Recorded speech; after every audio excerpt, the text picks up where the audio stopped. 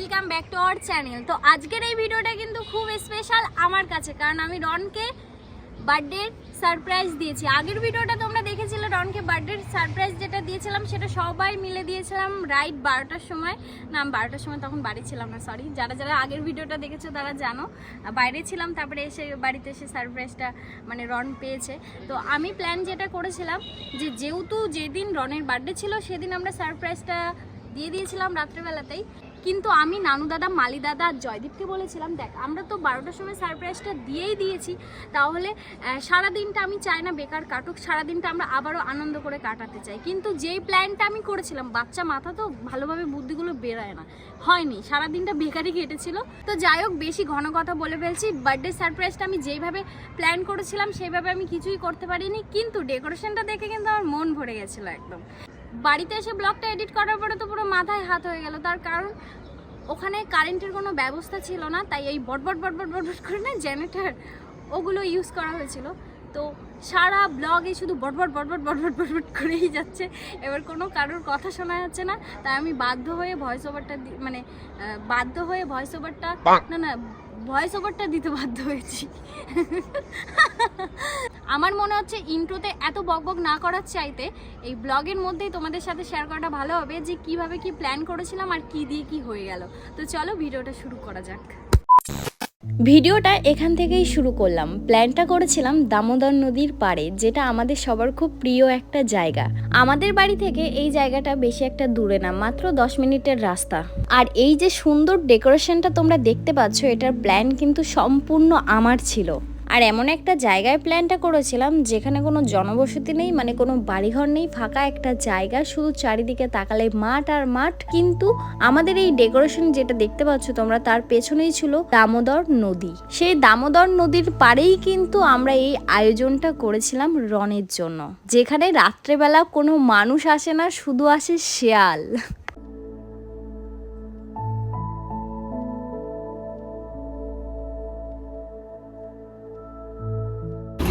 তো আমরা বঙ্গ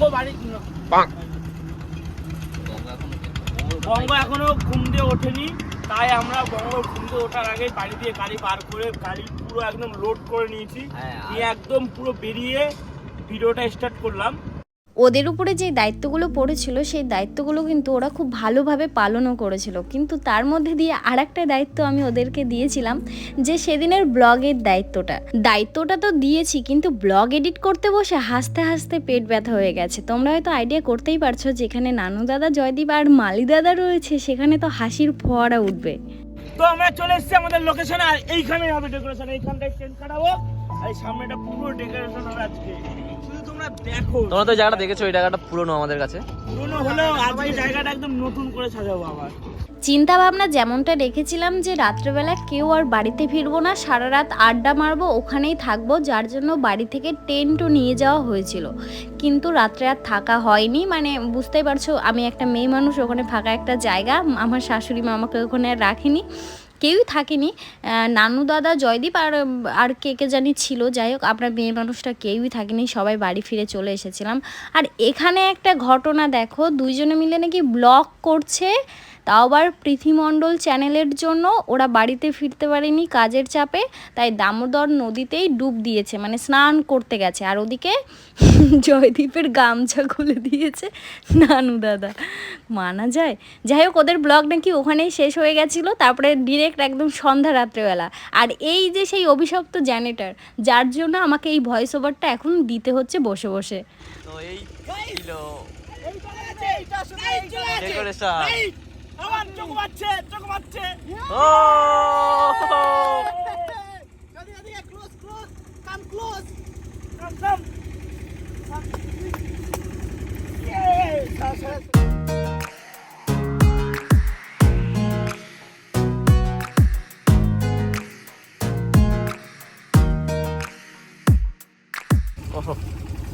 বন্ধু তুমি দেখো এই জায়গা, ওহো কি লাগছে ভাই।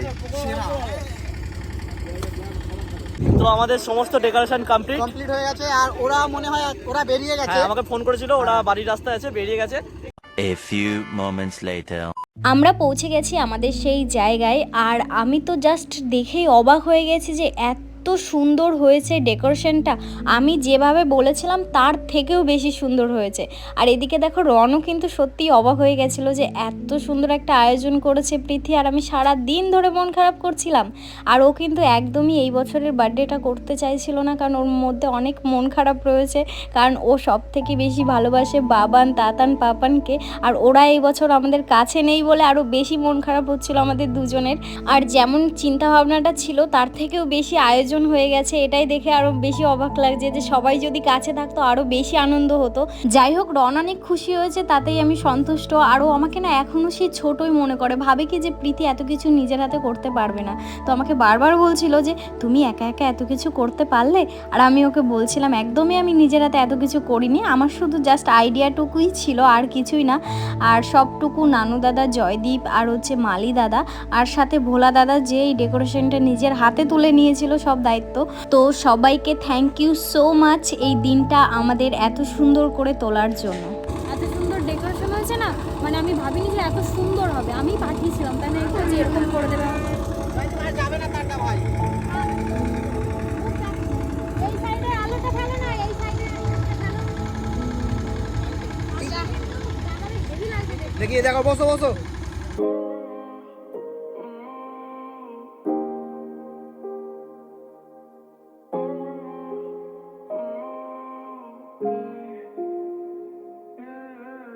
এদিকে লীনা দিদি, প্রদীপ দাদাভাই আর হচ্ছে আমাদের কিংরাজ চলে এসেছে। আর অনেক দিন পরে তোমরা দেখতে পেলে আমার ব্লগে লীনা দিদিকে। আসলে লীনা দিদি হয় না, সম্পর্কে আমার বৌমনি হয়, কিন্তু ওই যে অভ্যাস হয়ে গেছে লীনা দিদিভাই বলতে বলতে, অভ্যাসটার কোনোভাবেই চেঞ্জ করতে পারছি না। তো যাই হোক, এখন আমাদের কেক কাটার পালা।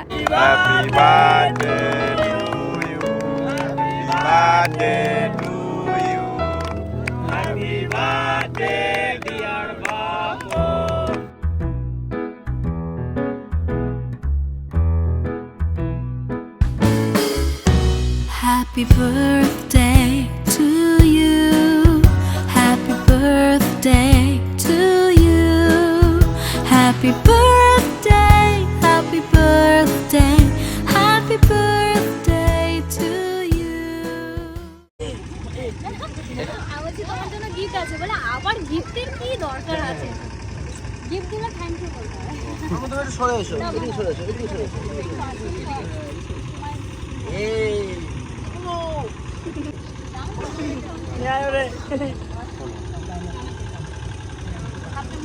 ওই আংটিটা ওই জায়গা আংটিটা ওই জায়গা দাও, ভালো লাগবে। আংটিটা ওই জায়গা দাও, যেটি ওই জায়গা দাও, ওই জায়গা ভালো লাগবে। ব্যাকগ্রাউন্ডটা লাভের মধ্যে ভালো লাগবে। চলো তোমরা চারজনে চলো। Happy birthday to you.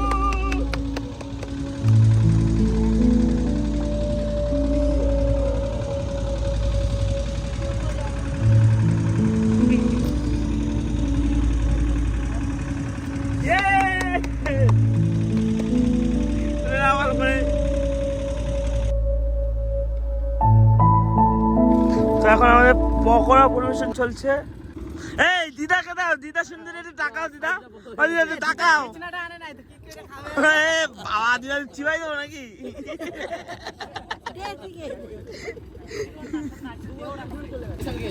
এই দাঁড়াও দাঁড়াও দাঁড়াও, ভালো করে নি বলো, আবার বলো, আবার বলো। হ্যাঁ, দুইটা খাইতে পারবে, তিনটা দিতে।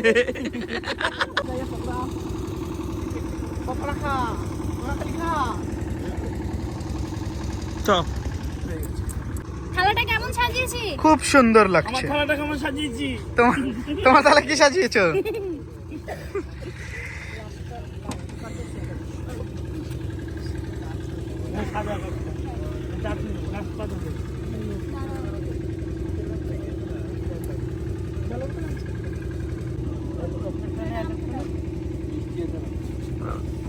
আর তো জায়গা নেই ধরার, আর তো জায়গা নেই।